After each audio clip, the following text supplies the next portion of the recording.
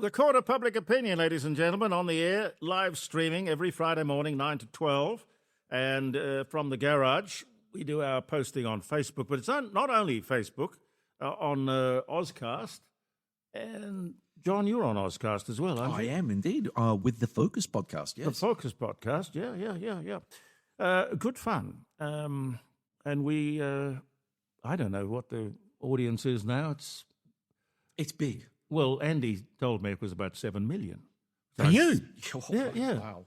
Because he puts it out on half a dozen or a dozen different platforms, and people pass it on to other people and pass it on to other people. It sort of grows like pyramid selling. I don't know, but I'm very grateful. I won't question it. Frank, you've been well? G'day, Jeremy. Yeah, I have been well. Yeah, Good. Still, coming to terms of doing very little.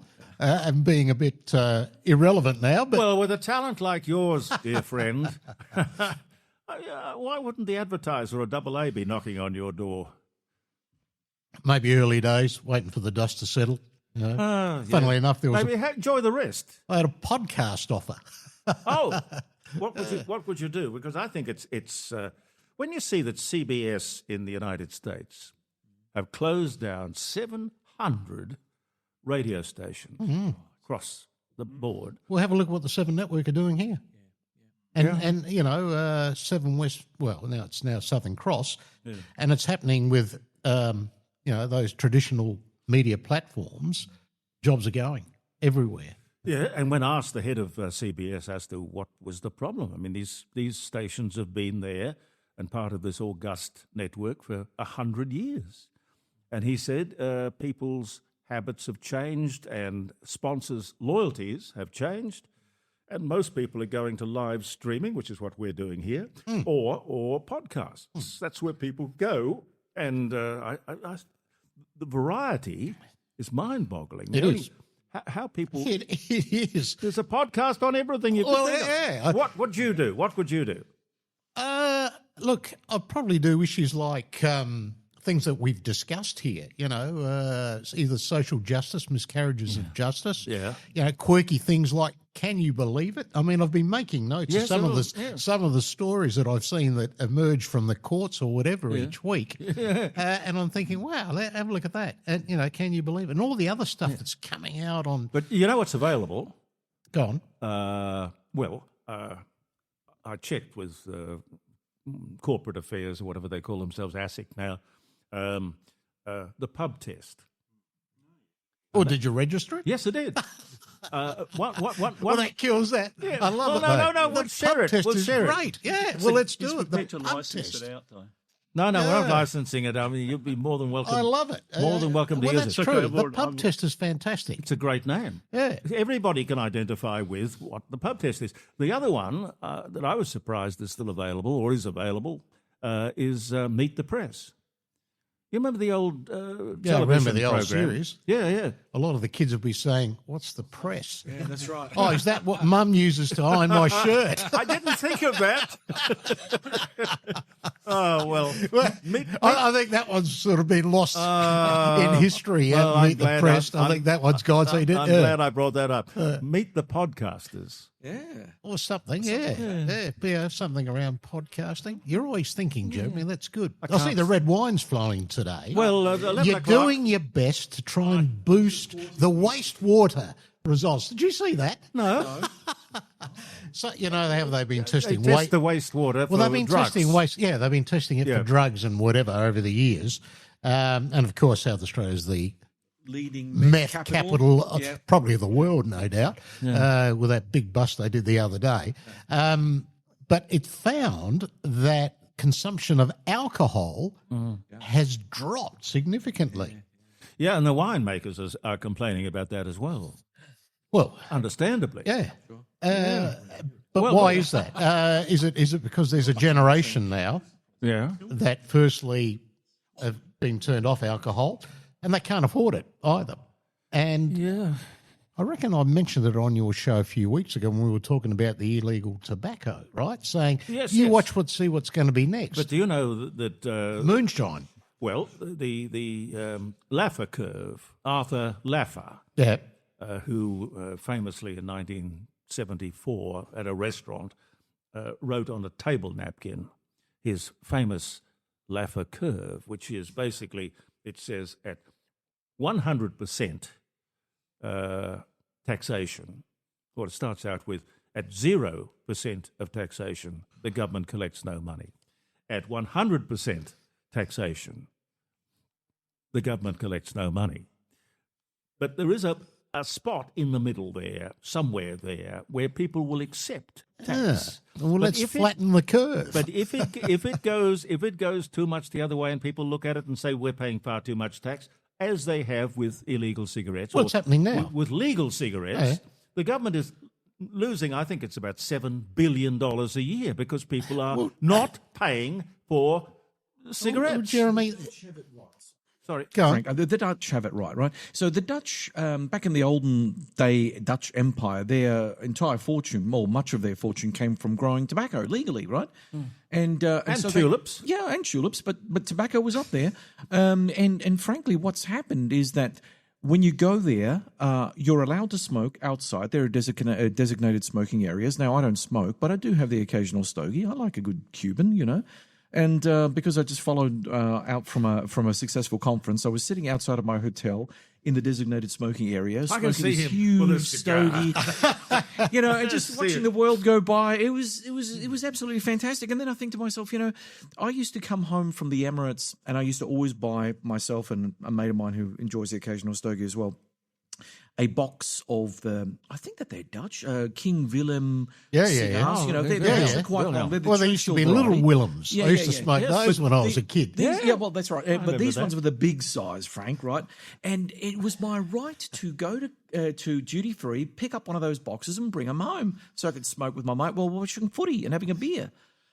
Well, then one day I rock up at Singapore airport thinking I better go and get those stogies.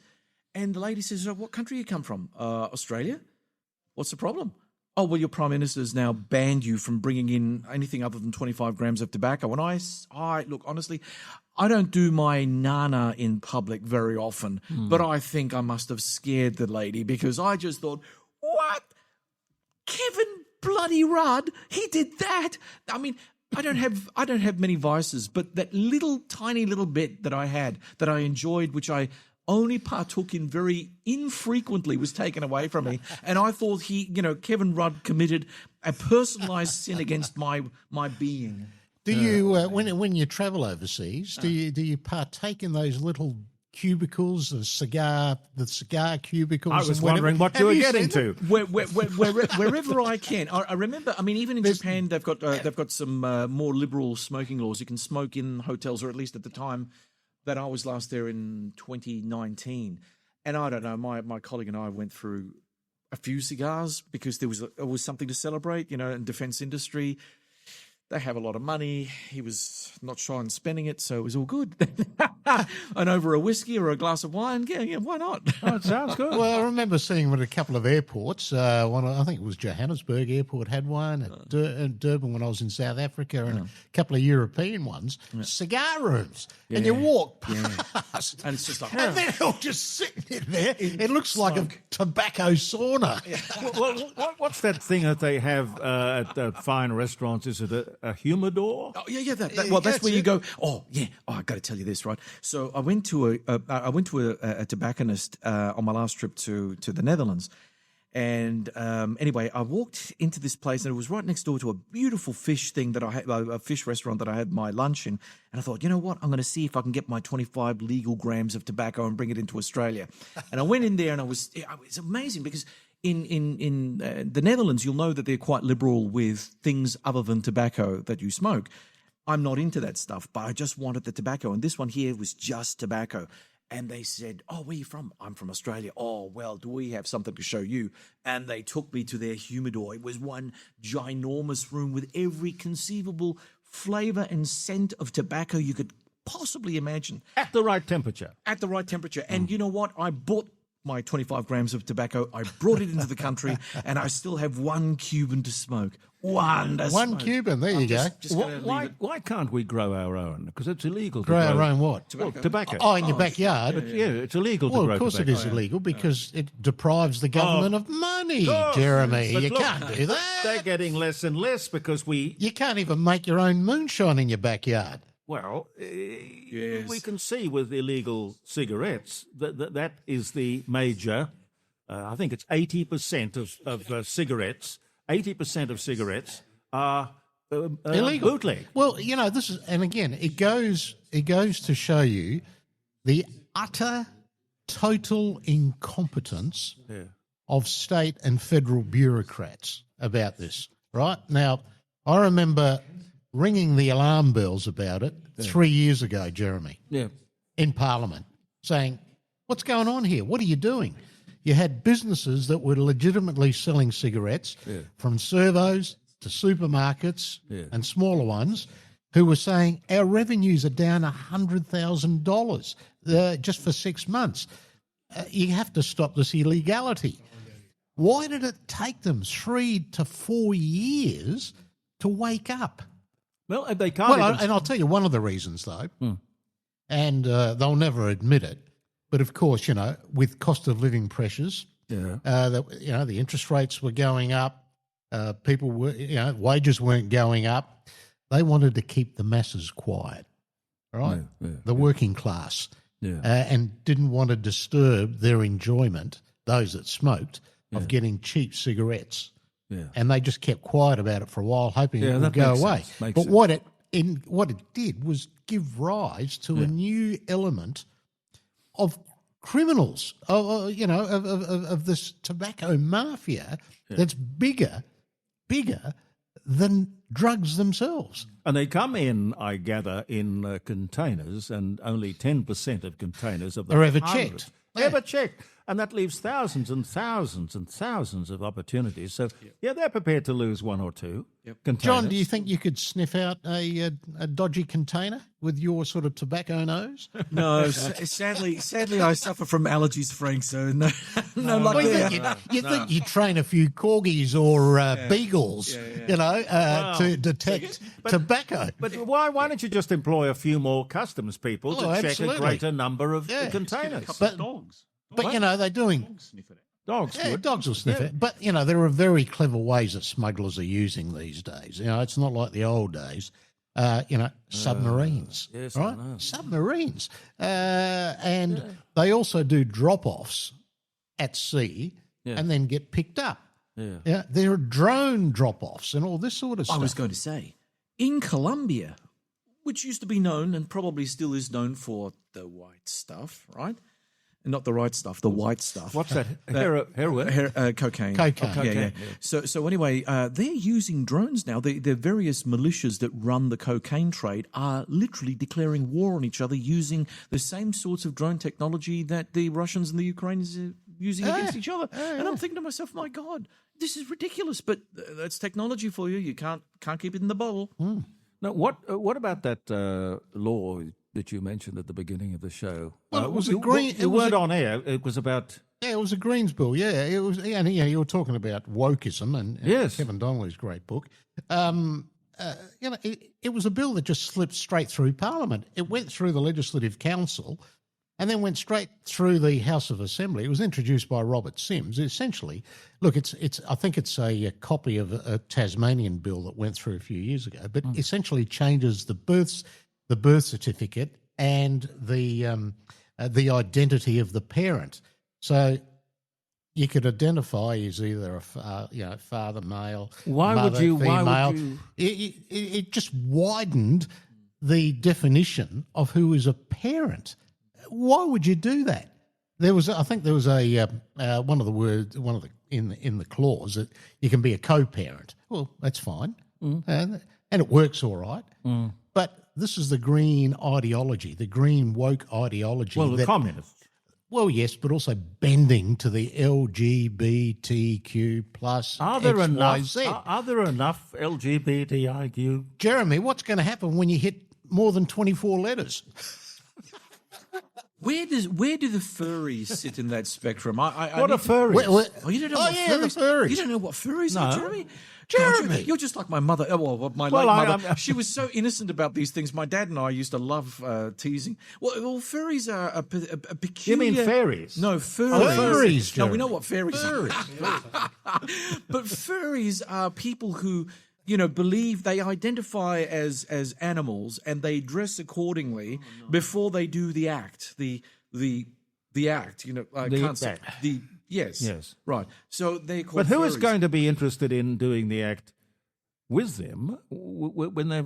I can tell you this, Jeremy. A friend of mine is a teacher at a public school in South Australia, and there are a couple of furries there that identify as cats. Yeah. Oh, do they dress up as cats, or they? Yes, and they identify as cats, and they have to be treated like cats. But you're talking about the teachers or the children? Children. The children identify as cats. As cats, right? And that'd be on the NDIS, wouldn't they? well, yeah. Well, they may be taken off the NDIS, and then what will they become? Well, who's going to buy them the catnip? But What about Whiskers? Whiskers. Yes. They've gone years ago. and that shows you the ridiculousness of Why would you put up a bill like that, let alone pass it? Well, look, it's the Greens' ideology, But who got behind the bill and actually had the numbers to pass it? Rob Sims. And look, I like Rob. He's a good mate of mine. And there are some issues I would never agree with him. The divide is so wide, and he's a genuine bloke. But it just went straight through. But this is indicative of where our parliament is today after the last state election. And we saw that during the week with the abortion debate. Yes. And why there was such a comprehensive victory in the lower house, because Labor have got more numbers, and the majority of them are from the left in the lower house. In the upper house, let me see who they are. There's Kyan Ma, Ian Hunter, Emily Burke, Russell Wortley. I think I wouldn't put him on the left. So they've got the numbers in they didn't have enough numbers in the upper house to get it across. So that's why it got up, because the Liberals, One Nation, and Sarah Game are all from the conservative right of the party, and the Greens were up there, and of course they lost it there. But Malinowskis always knew that it would get defeated if it went down to the lower house. And to his credit, it shows you what a clever politician he is. He didn't want this debate to fester for, once it's passed in the Legislative Council, usually it's about 3 or 4 weeks before they start debating it in the House of Assembly. Everyone gets up and has their say, and then, it gets whipped up into a frenzy in the media, and it's all the talk, and it just deflects away from the real issues in our community. And to his credit, he said, well, bugger this. I want it done and dusted. I don't want this thing hanging around like a bad odour. As soon as it passes the Legislative Council, business in the lower house, we'll get it out of the way, because he knew they had the numbers to kill it off. So it won't come back for this term of Parliament. It won't come back. It'll be crazy. You've lost me. Is it Where did I passed? lose you? Well, is it passed? No. It passed the upper house, right, where they had the numbers, right, okay, because there were more conservatives. So it won't be law. Only by one, by the way. It was only 1-by-1 vote. Yeah. And I'll make a confession that, I would have opposed the bill. I would have supported the bill. I would have supported it, not opposed it. That is my, my belief in right to life. Yes. It's interesting how the Premier sort of got around it, right, when they asked him, what were your reasons for doing all this, right, for crossing the floor and voting with Ashton Hearn and the other 6 or 7 others to support the bill. And he just sort of said, there's some aspects of the bill that I don't like and wah. But he didn't say the real reason he did it. The real reason that Tom Koutsantonis is so vehemently opposed to it, right? The reason that I would support the bill. We're Christians. Yeah. And it's against our Christian beliefs. particularly if idea- they're Catholics or Greek Orthodox. But the idea... But the other one that I tell you, the other one that astonished me, and there was Blair Boyer, prominent lefty of the Labor Party, at a press conference with Mira El Danawi, who's a Muslim. Now, I found it strange that a Muslim would support it. Yeah, that is strange. Well, it is. I think it's against the Muslim religion. Correct me if I'm wrong. If Ian was here, I would have asked him. But I'm pretty sure that Muslims do not support abortion at all. Yet we had Mira El Danawi, who is a product of the left. Yeah. Well, I think that actually answers it. I mean, look, when you say Muslims like Christians, broad church, right? I mean, you can be a Muslim and a secular Muslim, like you can be a Jew and a secular Jew, or you can be a Christian but not really practicing. So it depends on where they orientate themselves. Well, if you prance around in the community saying you're a proud Muslim, well, you're a proud Muslim. Then, you do that. We're talking about a politician here, right? Yeah, we are. But sorry, Frank. Yeah. Well, I was one, and and it opened my eyes to so many things, John. Right? Hence the bastards I've known when I finished that book. Yeah. Right? There'll be stuff in there that some of these guys, will say, "What? That really happened? Yeah. They really said that?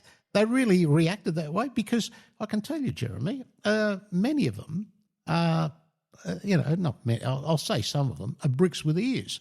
Absolutely. They are products of either the union system or the party system that have never had a career. In fact, I was just saying before I came on air, did you hear what Angus Taylor said about, he said about Albanese, which was correct. The person trying to reach is not available. That Albanese, of course,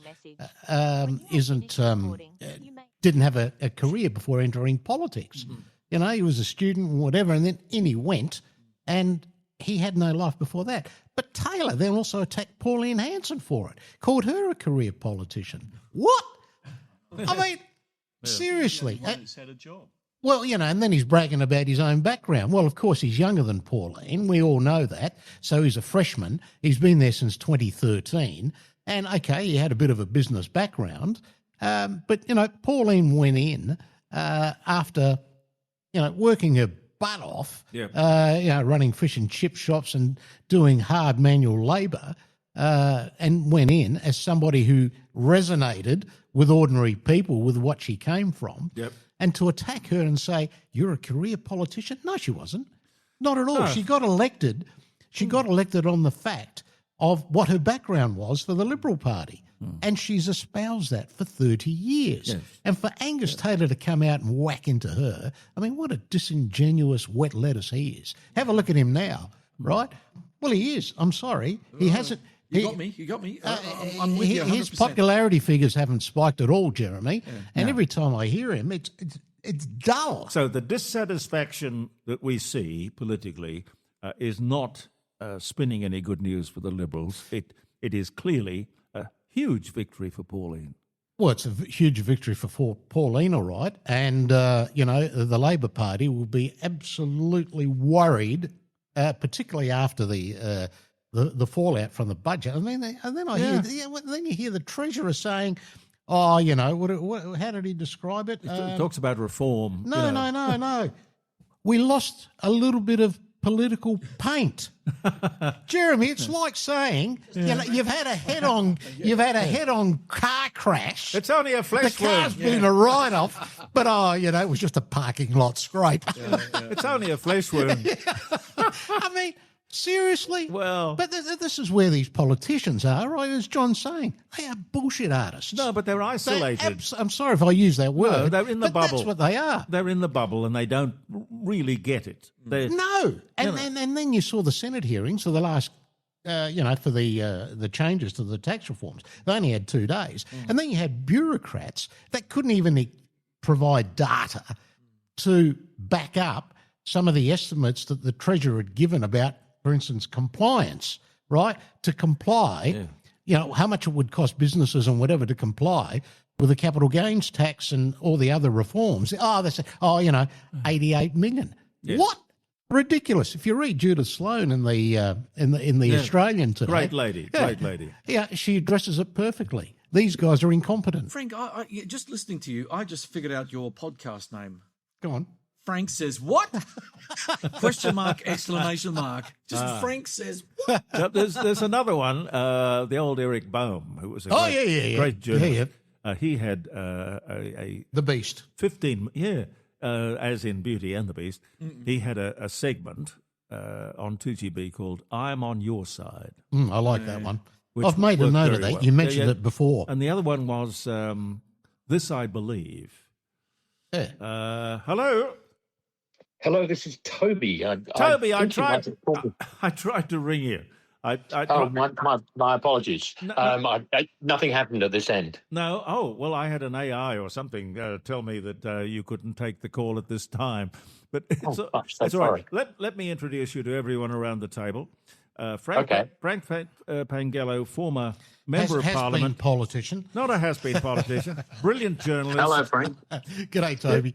Because Toby Ralph is into marketing, but I think when I met you first, you were in advertising, weren't you? I was in advertising, and I've carved out a terrible career in propaganda. Oh, well, we will all benefit from a discussion with you. Dr. John Bruni, and we've got Tony and Gary. So okay, great. It's a nice, and Caroline. And it's a nice dining room table at which we all sit, metaphorically. Yes. How lovely. Yeah, well, tell me a little bit about yourself. You left Adelaide. What year was that? I left Adelaide about 30 years ago because I was very fond of Adelaide. I moved to Melbourne because there's a naught on the end of every project over here, and I'm an avaricious, dreadful person. No, ambitious. And that's a nicer way of putting it. Well said, Jeremy. The Prime Minister wouldn't like it. He doesn't like aspiration.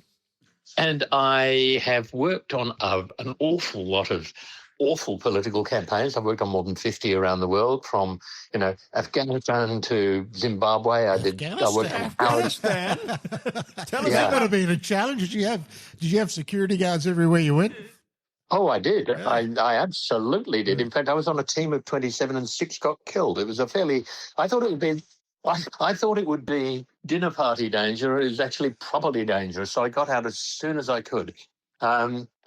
In fact, I kept a diary and Penguin published it, strangely. But anyway. What was it called? What was it called? It was called Cabullshit. That's a good podcast. Anyway, I've done lots of elections. I'm a marketing bloke, and I kind of work in persuasion at the intersection of business and politics. But that's what I do. Well, if you were advising Pauline Hanson, what would you be saying? Oh, I'd say 3 things to her.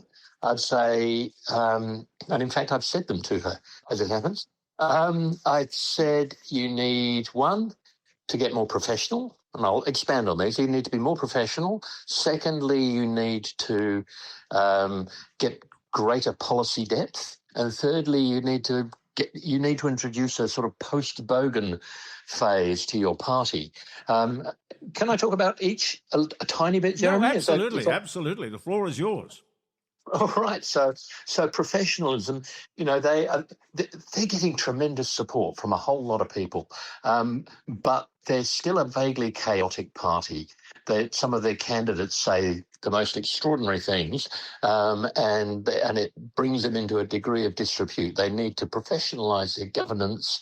If they want to move from being a party of protest to being a really serious, enduring political force, they need to have stronger structures, stronger government, better candidates, and all that sort of thing is point 1. The second thing is they have a lot of popular policies, but they're not famous for detailed costings and things. If you want to run government, you've got to have, economists with thick glasses and boring accents get poring over all the details and making sure it's all right. And it can't all be good news policy. You've got to have a bit of tough love in there too. If you're going to cut $90 billion, as they say they will. Let's see a list. Let's see the good things about that. Let's see the negative impacts. Let's see some serious economic cred. And the third point there is deboganizing for a point. They've done very well. They speak in very plain terms with a lot of people who like it, but their market it tends to be outer suburban people without a university education. They don't appeal to people who don't speak English at home. Unsurprisingly, they are hopeless with Gen Z, and if they want to attract the next tranche of people, which they need to win a number of seats, they're going to have some spokespeople who a lot of people agree with what they're saying, but not how it's said. And they need some people who can deliver it in a more palatable way for those groups, I think. And you've got to have a disciplined, because the Labor Party, one of the great strengths they have is that they are very, very disciplined. Nobody steps out of line. Yeah, but they've been around for a while, Jeremy. Oh, yeah. And of course, they've got a war chest. Well, Pauline's now got a war chest, Toby. A bit of a one. She has. So no, they've got a big war chest. And, some of the points you make are quite pertinent. You're right about that. They've won the popular battle now. Now's the time to sort of dig the trenches and start getting the expertise in, which I think they will. Yeah. And she knows that. I think they are. I think they are. It's just what do you break while you're doing it? Because it's a transformation is a tough trick. But they brought in a bloke called Kelvin as their general manager, who is a very good transformational specialist, and he's trying to make some of those changes, I think. It's not an enviable job. No, but what would you say to Angus Taylor though, Toby?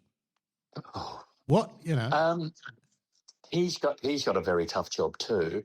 I mean, where we are, I was talking about this a while ago, and I was saying there's a movie, a Bruce Willis movie, where we see Bruce and there's a young kid in it called Haley Joel Osment, and he clutches his face seriously and says, "I see dead people," and at the end of the movie, you work out that Bruce has been dead the entire time. Yeah. And he hadn't actually worked it out. And I think to a degree that's certainly the two-party system, and it might actually be the Liberal Party unless they're careful. So what I'd say to Angus is you got to get back to you can only win from the centre. Pauline's going to take the right. If you go and have a right-wing fight, you're going to lose it because you might win that fight, but you're going to lose the centre, and Labor will be stuck there forever.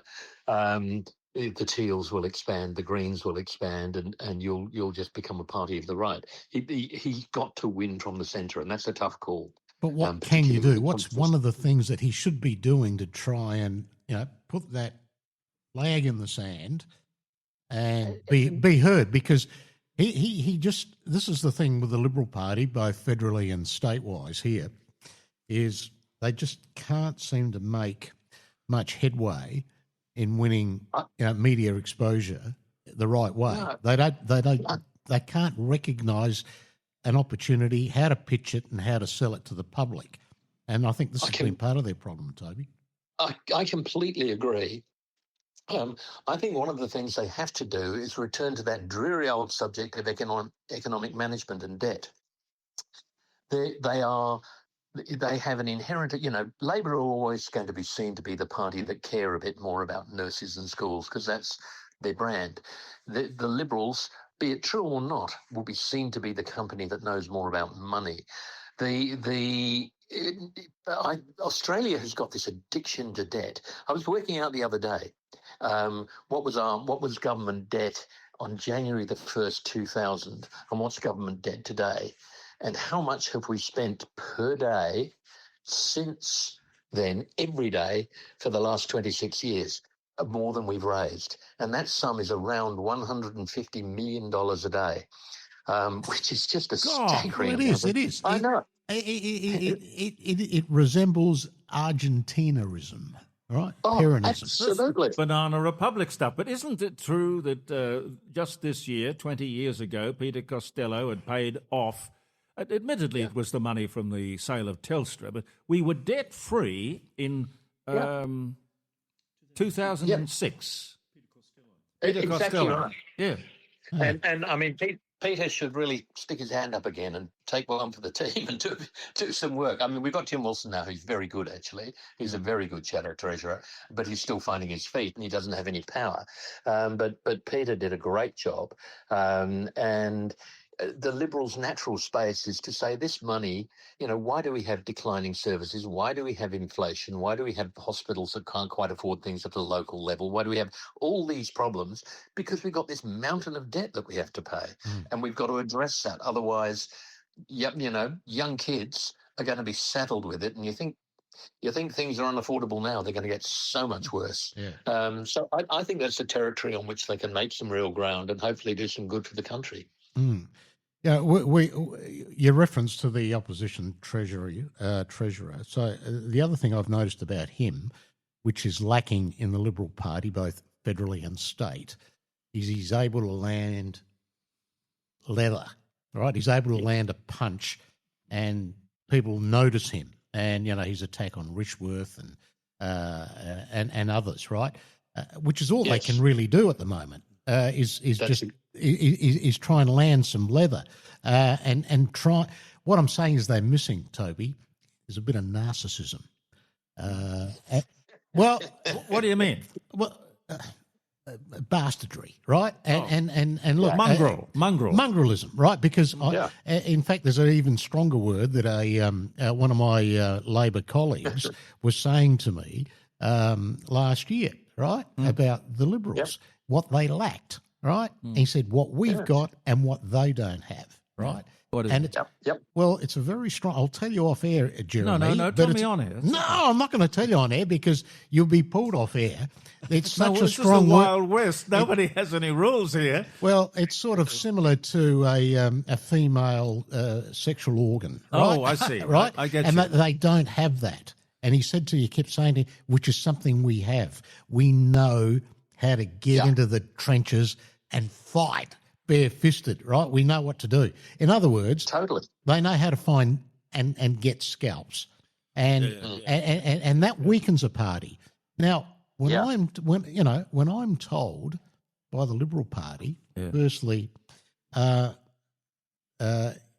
restrict or stop doing your media, right?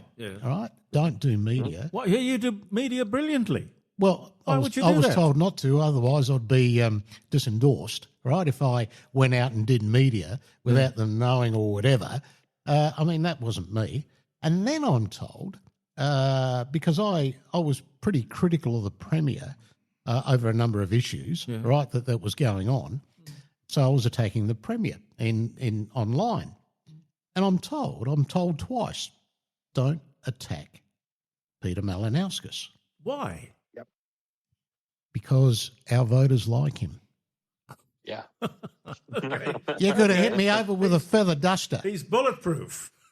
Our voters like him. And I said, well, hang on, isn't it our job to make sure that the electorate doesn't like him? You would think. But so apparently they did some polling amongst Liberal voters and they all liked him. So lay off him. And you'll notice generally they don't go after him. Right? No. Toby, it's a dog's breakfast, really. I mean, in politics today, it used to be kind of clean cut. But not anymore. No. It's. The big picture is, of course, that we're seeing the evaporation of the two-party system, which echoes a whole lot of other things going on in society. But why not bring in? Why not bring in the parties of the left? I mean, Pauline Hanson has been at this very table when she was last in Adelaide, and she said, "Look, I will not enter a formal coalition with the Liberal Party, but I will seek to have a collection of like-minded people doing what has to be done, which is getting rid of Labor." In other words, she'll guarantee supply and confidence, but she doesn't want to be told what to do by the Liberals. Now, there are various other parties of the right. It couldn't be that difficult to just come together in a marriage of convenience. It's a marriage that won't work, Jeremy. Well, a lot of marriages don't work. No, well, this one won't. I can tell you now. I can predict it now. It won't work.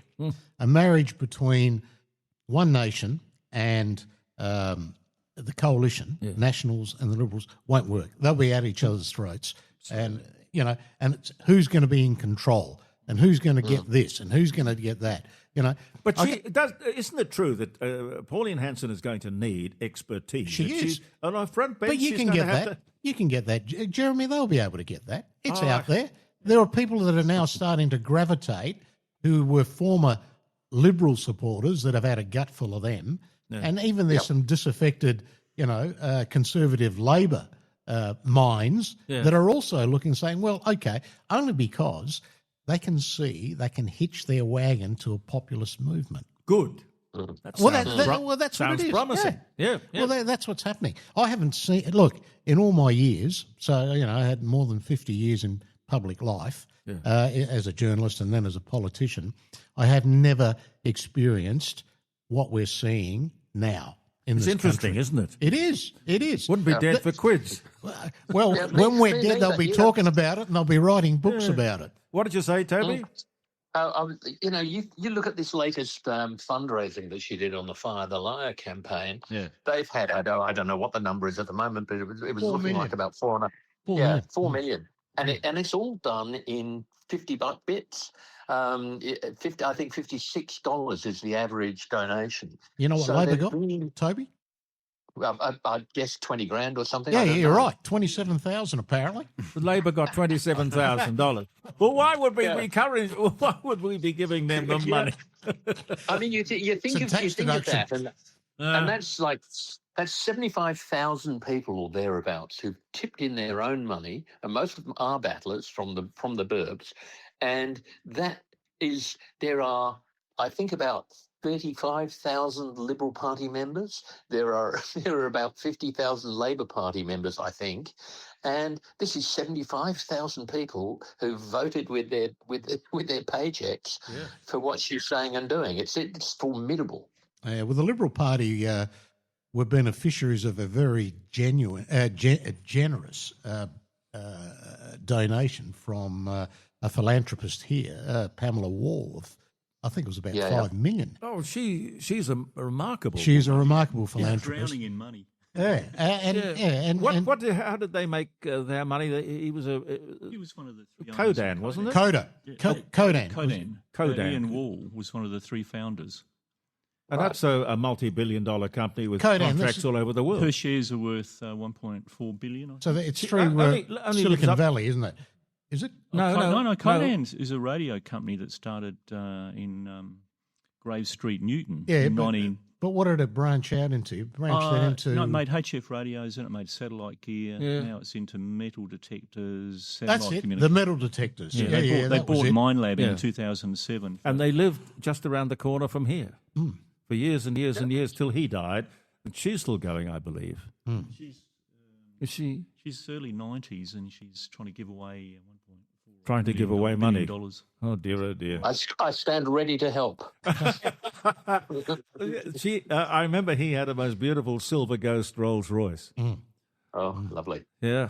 But he deserved every bit of his success and his. But you're not going to find generous benefactors like that, are you? In the political party, and to give them that much, and they had that money prior to the state election. And what did they do? What did they do with it? Nothing. There were no attack ads. No. In fact, I remember them telling me there was this call flute of an ambulance, right? And the original wording on it was basically that Labor had killed people through ramping, right? I can't think of the exact wording, but true. It was very clever, right? And true. But they got spooked and changed it. And, of course, we've just had an inquest that came out that slammed Labor for the deaths of 3 people because of ramping. So it was true. But this is what I'm saying. They're scared to fight, Jeremy. Toby, you know what ramping is? I do know what ramping is. Oh, yes. I certainly do. We're pretty good at it here in Victoria, It's actually a worldwide problem, to be quite honest, Jeremy. I'm surprised with Labor's lying in Canberra and the behaviour of Jacinta Allen and what the CFMEU scandals and all of that in Victoria. I can't believe that they are Still there, in it. Still there. It's astonishing. I mean, there's an election in November, but there's an uphill battle. You've got One Nation who are going to do very well in the regions. You've got Liberals who should pick up a few seats, but will probably lose a few because they've got more marginals than Labor, and you've got Labor who will fight tooth and nail to defend their territory. It's going to be an interesting election. It's not even in this ghastly situation where there's $15 million of corruption to the CFMEU, where there's $200 billion. Sorry, that's billion. $200 billion of state debt, where there's awful things happening here, and the state in a great state of disrepair.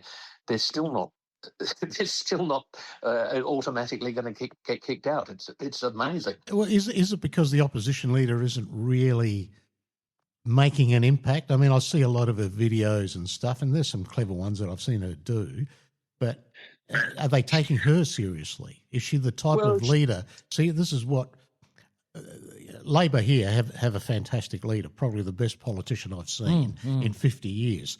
And Liberal voters like him. Exactly. But over in Victoria, there isn't an outstanding leader to take on the Labor Party, and I think that's the issue. What are we waiting for? But how would you pitch it over there in November, Toby, with, I'm sure that the One Nation are going to utilise the Fire the Liar campaign in Victoria because, the Andrews and Allen governments have been liars. You could fire the liars. I mean, that's a very, very powerful slogan. Are they going to put a statue up to Andrews? Well, they have, haven't they? Or is I think it's in the making. It's in the making. Oh, dear, oh, dear. Toby, you'll have to come on the show again. Yeah. Do you ever get back to town? I'd love to. Do you ever get back to town? I do. I'm lucky enough to be on the board of a winery there, Shaw and Smith. Terrific wine. Oh, Very good. Get a plug in. So I come there occasionally, and I'll come and infest your studio and sit around your table with you. I think you'll love that because Jeremy loves the wine flying. That would be fantastic. Yes. Okay. All right. Good on Many you, thanks, guys. Toby, thank you very much for your time. Pleasure. Take it easy. Bye. Appreciate it. Toby Ralph, marketing strategist. Interesting guy. He is an interesting guy. Yeah. The world is full of interesting guys. People that make sense. Yeah. I like dollars that. and cents, zeros in Victoria. I like that, yeah. Adding zeros. Whether you're building your first, second or third home or a seasoned property developer, no one likes extra scary costs. Rossdale Homes get that, which is why they pride themselves on their absolute fixed price guarantee. They believe trust is a must, and with their guarantee and fixed price contract, you'll get no nasty surprises. For peace of mind, trust Rossdale, where only you can change the price. rossdalehomes.com.au, trust is a must. BLD 8104. When you can't find a friend, you still got the radio. Singing when you can't find a friend, you still got the radio. The radio. Listen to the radio. The radio. Listen to the radio. Still back. Listen to the radio. The radio. Can't the friends still got the radio. The radio. Radio, ladies and gentlemen, as you have not heard it before, maybe, for a little while anyway. Online, jeremycordeaux.com, from around the dining room table. What have we got there? Hello. Jeremy, good John. morning. How are you? I'm fine. Frank Pangallo's still here. Gary's here. Tony's here. I'm here. Caroline is here. And you're here. Good morning to the team. How do you feel about Gina Reinhardt wanting to agree with Pauline Hanson to sell off the islands off of Queensland coast to Elon Musk? I didn't know about that. Have you heard about that? I thought actually when it was said as a joke. But what, you think she's serious about that? Well, she's made a statement to say that she agrees with Pauline. That's what we ought to do, is sell the islands. Well, to Elon Musk. sometimes you have to sell things that you don't want to sell because you've got debt handed to you by a previous government that you cannot live with. Well, why can't they just say, we're going to lift the GST? Well, and put it on everything, and a tax on consumption makes a lot of sense. We want CGT abolished. We want fringe benefits tax. We want fringe benefits tax gone, Get rid of capital that. gains tax gone. What tax do you want gone, John? Well, I'll tell you something. My son runs his own business. This is how he feels about it. He said, if I wanted to sell my business, he just put it in quick round figures. He said, and say I sold it for $2 million. He said, under the new rules of the federal government that they want to bring in, he said they take 47%. Yeah, exactly. Oh, well, they've backed off on that now, though. They backed off on it yesterday. Only on there's a ceiling, there's a cap. 10 million turnover. There's a cap. No, they've lifted the cap significantly. To 10 billion. Mm. 10 million. There's other limitations, like asset values has to be less than $6 million. There's a whole bunch. They're very hard things to jump through, those. Well, I'll tell you, my son is that way. He said, I'll tell you how I feel about it. He said, if I had a couple of $1 million in my back pocket, he said, I might move my business to Singapore. Yeah. Just like that. He said, bugger him. He said, because he said, why should I work my gut out? Like, he employs about 5 people, and he's got to find super and extra pay and what have you. He said, I'm not running a bank. He said, it's just he's an insurance broker. He said, and it's difficult because he said, when you go out to various people, you tell them that costs have risen, and some of them go, no, not interested. And he said, and you can do, a couple of weeks legwork trying to get the best deal for them. And when they say no, it's just a couple of weeks of wasted time. You don't get no compensation for that. No, I mean, they have put a tax on incentive and aspiration, and they will pay dearly at the ballot box for that. They're paying for it dearly now. Well, so they should, because I'm not joking you, Jeremy. The way we feel down here is that the country's going backwards. We're not moving forward. And, some of the things that Pauline Hanson came out with on Wednesday when she had her speech, some of the truth that she spoke was fair enough, And people have had it. They've had it right up to their back teeth. No, her speech resonated, you could tell. Yeah. Even in that environment, which was certainly a hostile one, or potentially a deadly one. But she was brave. John, she went in there, into the lion's den, and did well. No, we can be proud of her. John, thank you for that. We've got to move on. We're here for Rossdale Homes, ladies and gentlemen.